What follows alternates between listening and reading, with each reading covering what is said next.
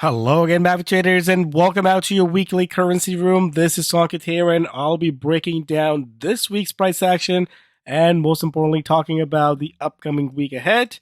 As always, let's start with our top-down analysis. We'll be taking a look at what happened in the markets overall, bring it down to our currency basket analysis, and then break it down into the possible setups ahead. Let's get into it. Disclaimer. This video was created for professional stock and option traders. Maverick Trading is a proprietary trading firm that employs professional traders around the world. Our traders trade firm capital and keep 70 to 80% of profits they generate. All trades and analysis in this video are for professional traders only. If you are interested in becoming a professional trader for Maverick, click the apply button in the video description. Let's break down what happened today. So looking at our last week was a pretty quiet week in the markets because we didn't have a whole lot of these events. Now, if you take a look at the equity markets, we are continuing to extend the gains on strong earnings. So the equity markets has been on fire. They have been on fire since November, December, a little bit pause in the first and second week of January, and we're pretty much up again to new highs all over. So at this point, we don't want to be standing in front of the moving train, but at the same time, we want to be cautious just in case if we do see the markets get too extended and we get to see some pullbacks. Now, on the other side, we have the US dollar and the bond yields. They are in a consolidation phase. So we are not seeing the bond markets or the equity markets kind of moving opposite. So we are seeing markets kind of doing its own thing. And if we take a look at the rate cuts bets, that was the theme starting November, where everybody got excited that the Fed's going to cut rates as early as March. Now, that has been pushed all the way till June. So you can see that there was a lot of expectation that really has to reprice itself. So that's why we have seen the dollar done well. We've seen the yields sort of rose in the past couple of months. So that's a theme that's going on in the bond markets. Now, outside of that, we have the crypto market that remains strong, but the strength is all concentrated in the Bitcoin and Ethereum. So right now we're seeing Ethereum catching up to the Bitcoin, but overall, that's really where the money is flowing. Now, if you take a look at last week's events, one of the key number that was a miss was the Canadian inflation numbers. You can see that on a Tuesday, we got inflation number that was weaker than expected. That's quite an opposite from what we saw in the US with the FOMC. We saw the inflation number picked up just last month. So we're seeing a bit of a divergence there between the US and Canada. Outside of that, we had some PMI numbers out of the Eurozone and out of the US. You can see that nothing really as big to really move the markets. The manufacturing PMI number out of the US were stronger, the services were weaker. So we saw a mixed number across the Eurozone as well. So that's really where we didn't have a whole lot of catalysts to move the currencies, but overall, broader markets remain strong. Now let's get into our last week's review. Now looking at our weekly performance, you can see it was a good week in the equity markets, starting with the S&P. It was up 1.74. Remember, we're already getting on quite a bit of gains. So this is just adding more on to the gains. The VT's World Stock Index, 1.48%. Crypto did pull back. Again, most of the movement was in the Ethereum this week. Gold up 1.36. And oil continued to go back and forth, now down 1.78%. So that's really what's going on with the last week events. But as you can see, markets were testing this support area. And I talk about this area that, hey, maybe this is going to stay range bound. And on strong earnings, NVIDIA was the big one this week. And with the strong earnings, it really pulled all the markets higher. Remember, when the big players, there's a good news, they will pull the market with them. And those big players, if they are falling, they will pull the markets with them. So that's really pulling all the markets higher. At this point, there's again no signs of slowdown yet. So continue, following that market, but just realize that if it gets too extended, we might see a bit of a turnaround. And for that, we need to see reversal. And right now, I don't see the reversal in sign. So going to next week, continuing to look on the bullish side until we get a reversal sign overall. Now, taking a look at the percentage change, you can see that Kiwi was the best performer, and that's exactly where we have been on the long side. Remember, I talked about how the volatility is really low, but at the same time, we are getting consistent move in the currencies, especially here we are looking at Kiwi. Not so much in the USD, again, down 0.36%.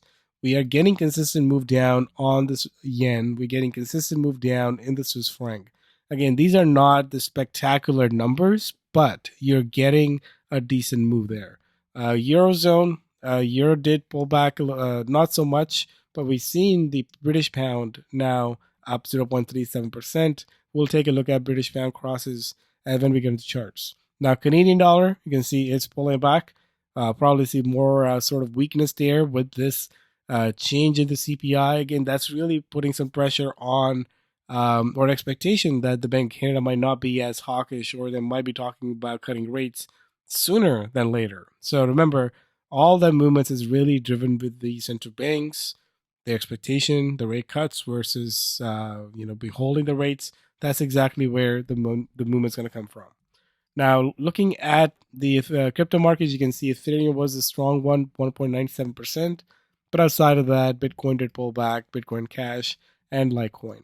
So if we just take out the Bitcoin Cash and Litecoin, really the big game here is the Bitcoin and Ethereum. And right now I'm seeing the Ethereum catching up to it. So if you're still liking a long in the crypto market, I think Ethereum looks better than the Bitcoin overall. Now let's get into last market analysis and then take a look at some charts and see where we are at. So looking at our charts, like I said, despite our opinion on the markets, we want to go with confirmation and technicals. Right now, we're sitting at a +3. Nothing has changed in the markets the way we are, the way we're closing on the markets. We are exactly where we were last week. Now, looking at the bond markets, what we are getting in the bond market is consolidation. So, not really calling on for the yields to kind of go lower. I think the consolidation probably going to next week when we get some more data out of the US, and that data is just going to drive the yields higher or lower. Now, looking at the crypto markets in the consolidation phase, it had a big run. Remember how that's how crypto kind of moves. It had a big run in a short period of time, and it just goes sideways. That's where we are. So maybe a little bit more consolidation before we can break out one way or the other. But at this point, the gravity is more towards the upside, where the movement is getting more pulled in the upside direction. Now, looking at the schedule next week, again, I'm excited that we are getting more data, because that data is really what's driving the movement in the currency markets. So going into next week, we have the CPI from the Australia. That's coming on a Tuesday. We have consumer confidence out of the US. And then we have the RBNZ rate statement. That's due on Tuesday night as well. So that will be the one I'll be looking for a trade off of that news event. And then on Wednesday, we have the US preliminary GDP. On Thursday, we have some data out of the US, especially the price index, the PC price index. That's important for inflation measures. Now, lastly, on Friday, we have the ISM manufacturing PMI numbers. So remember, all of these US numbers are going to move the dollar. They're going to move the yield. So that's really where you want to be active to trade. Whichever way it's going to move, we will be seeing a move off of those numbers. So we want to be active around these news of. So we want to be active around these news events, because that's really where we are getting some catalysts, some faster moves in the markets. Now, looking at outlook next week, market looks extended, but remains bullish overall. So you want to be on the bullish side of the markets, but at the same time, look for signs for a slowdown, or look for signs for a reversal. If you should get a reversal sign and we start to pull back, maybe that's the point to sort of do some profit taking in the markets. That's exactly how market moves. We move one way a little bit longer, and then we start to see profit taking. Out of the central banks, RBNZ, again, right now we are all about what the central bank's going to talk about. Inflation really has not been the issue in the Australia or the RBNZ. We'll see how dovish or neutral they are as far as their rate policy goes. But again, if it comes out a little bit dovish, I won't be surprised that the Kiwi gives up some of the gains. Now, economic reports, Tuesday till Friday, we have an event every single day. So those will be, again, providing good catalysts on some of the movements in the markets. Now, let's take a look at currency analysis and take a look at some charts. Let's start with the crypto. So, in crypto markets, we can start with Bitcoin. You can see that the Bitcoin is in a consolidation phase. The velocity is a little lower, but again, remember, keep an eye on the trend score. Not so much on the velocity because right now it is in a -2, but in an overall trend, it is a +2. So you want to make sure that you're trading with the trend. Right now, there's no trade on Bitcoin. On Bitcoin Cash, it's a +1. Again, I don't love the Bitcoin Cash there. Ethereum, look at that. It looks better here. All pullbacks are getting bought out. This is a pullback, might get bought out. But the trend score is at a +3. So that's really where we want to be on the long side in Ethereum, but not so much in Litecoin. You can see that not really going anywhere. So this is, again, a good testament. Doesn't matter what you're trading, cryptos, stocks, or you're trading the currencies. You want to be in something that's moving and avoid things that are not moving. Now, take a look at what's not moving is the USD. Take a look at the movements here. If I just take a look at this little range, that's a very small range. Prior resistance is now the support. This is not a great currency right now to trade. We had a big move over here, but after that, we really haven't had any significant move in the dollar. But the dollar is the way it's moving. It's not falling apart and it's not rising sharply. So that's really where we are. You don't want to be sticking your neck out too much for a movement in the dollar. Next week, when we have the data, that possibly will move the dollar. But for now, I'm not so excited for the USD. Now, if I go into yen, this is what I'm more excited about. Take a look at the trend score. Now it has a -3. So every rally is getting shorted. That's really where we want to be. So far, both trend and velocity is moving lower, and so is the Swiss franc. Take a look at how Swiss franc has turned lower, after having a spectacular, last year and even December. You can see that things are kind of rolling over here, making a low base. I would love to kind of look for a short off this low base. So I really like the Swiss franc short. I really like the yen short. Not so much on the dollar, but I think these are the currencies you want to be focusing on. On the other hand, the euro is sitting strong, but it's in a consolidation phase. So it's a very inconsistent the way it's moving, but just keep in mind that's just the way how currencies are moving here. Some of the currencies are more in this consolidation phase. Just like the British pound right here, you can see just going sideways. But once we break out of this range, that's where we want to buy the pound. So I'm not really seeing a confirmation or anything yet. We want to break out and look for a runner. I'm not seeing that right now, but again, that's just the way the setup is right now on the British pound. It is a +1. So, hold on to your, if you're being very aggressive on the direction, +1 is just telling you that, hey, I'm mildly bullish on it. I'm not super bullish on it. Now, let's talk about change of scores. The trend score has changed for the CAD. We were sitting at a +2. Now we're sitting at a 0.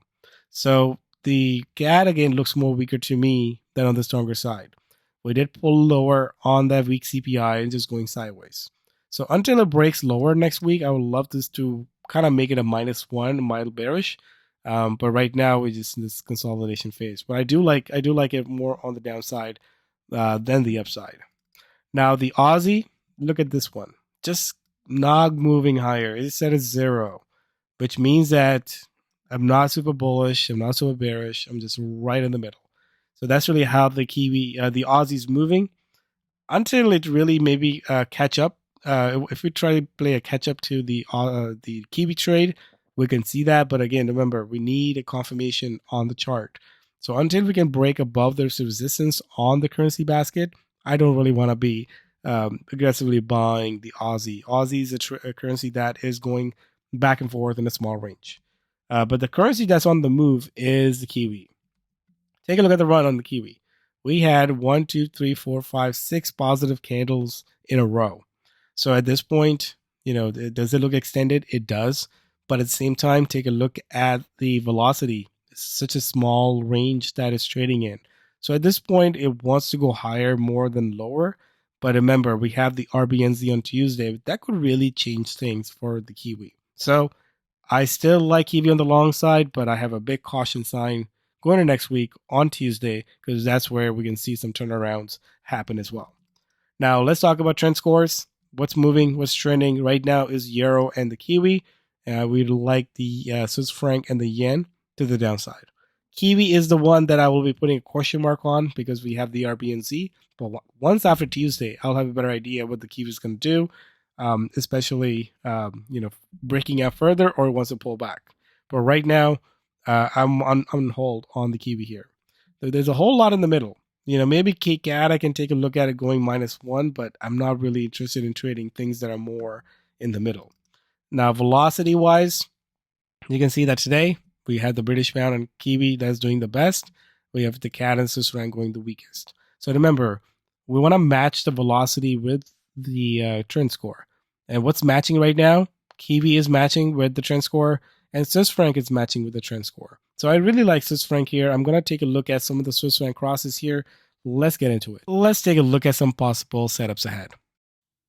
Do you want to be a professional trader? Maverick Currencies is the oldest US-based Forex and crypto prop trading company that will pay you for trading with our capital.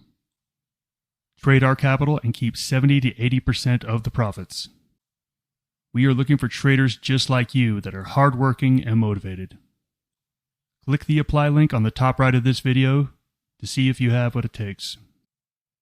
That link takes you to a 4-minute video that explains the trader position available, and you read a list of FAQs that answer pretty much all the basic questions you have at this point. After watching the video and reading the FAQs, if you're interested, fill out an application, then you'll watch the full-length recruiting video, and then schedule an interview with one of our traders. Are you our next trader? So I want to start with this is franc because again, I'm going with things that are actually moving. So Swiss franc, you can see, is consistently being weaker. Look at the weekly chart. This has been nothing but on the upside. It's moving lower. I think it's telling me Swiss franc wants to go lower. Now, what can we pair it with? Let's take a look at some of the Swiss franc crosses. We talk about Kiwi, Swiss franc. Kiwi is doing really well right now. And look at the Kiwi Swiss franc.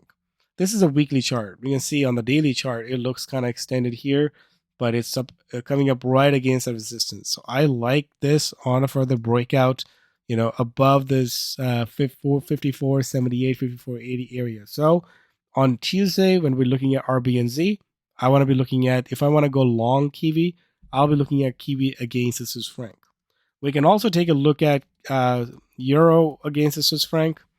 You can see that this thing is holding steady. It's a very slow moving currency pair, but if I go on a 4-hour chart, you can see this is much easier to trade and hold on a longer term. If you try to trade a 50-minute chart, there's a lot of back and forth. We want to trade that. We want to trade a 4-hour chart, and this thing is still looking like it wants to go higher. So I still like this on the further upside with the target in mind at about 97. We can also take a look at pound against the Swiss franc as well, because we have pound hitting that resistance, and look at that. Pound Swiss franc is also at a key resistance level. So again, if you're looking for pound long, I think pound Swiss franc looks the best here. Our initial stop right over here below this level at 110.83. But if this breaks higher, I think we can look at the upper end of the range, which is about 114. So we like the risk to reward on this one. We can take a look at other currency pairs, like let's say if the dollar is stronger next week, I still like dollar Swiss franc. Take a look at this one. It did resistance, is now support. It's holding steady, and this is the level I think could break out higher, 80.64. So if I want to go long the dollar Swiss franc is my first pick.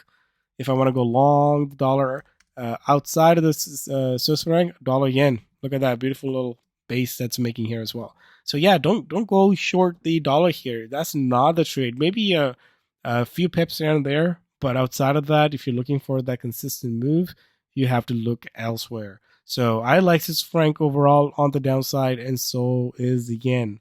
Now, what do you pair it with? You pair the strongest versus the weakest. So we know what the weakest is. Now, question is, what's the strongest? You can see that Kiwi yen is also doing well as well. I think Kiwi looks extended to me. So maybe we'll take a look at Aussie. Again, not broken out yet, but we can see if the Aussie start to catch up to the Kiwi. If you take a look at for that to happen, we need to take a look at Aussie against the Kiwi. You can see that Aussie against the Kiwi has been more on the downside than the upside. So here we are. We had the weaker Kiwi retail sales yesterday, and after that, you can see it's not gone anywhere. If you want to go Aussie over the Kiwi, you want to see the Aussie Kiwi rising. So at this point, it's not going anywhere. So we still got to look at it more on the downside. But if you can get above on a 4-hour chart, if you can get above the 20-day and the 50-day moving average, again, that's telling you that maybe the momentum wants to shift. But until then, Kiwi long is still the trade. Euro, pound still looks good. I'm putting the dollar in the neutral currency here because, again, not wanted to aggressively trade either way. That's right in the middle. Weaker currency, Swiss franc yen. That looks pretty clear to me. Now, I still like going into this week, Kiwi Swiss franc, Euro Swiss franc, Pound Swiss franc, and so is with the yen crosses. That's the one that I'm focusing on. That's the trade that's working. So let's continue what's working. And when the market changes, we'll change with the markets. That's the goal here. Let's continue trading relative strength of weakness and stay in cash when you're not seeing a whole lot of movements. Thanks for joining. Have a good weekend ahead. We'll see you guys next week. Cheers, everyone.